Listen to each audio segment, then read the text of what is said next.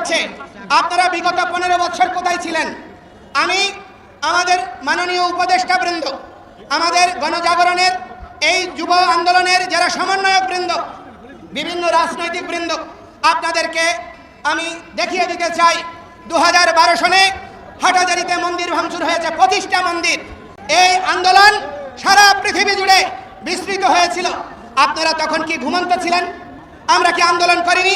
সেই চাণক্য থেকে শুরু করে প্রথিতযশা সমস্ত সন্তরা, মনীষীরা, রাজর্ষিরা রাজনীতি করেছে। রাজনীতি মানে হচ্ছে উত্তম নীতি।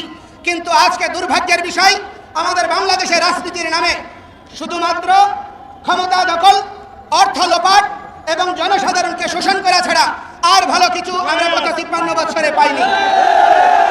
একটা জিনিস মনে রাখবেন, এই পরিণতি খুব ভালো দিকে যাচ্ছে না। আমরা একটি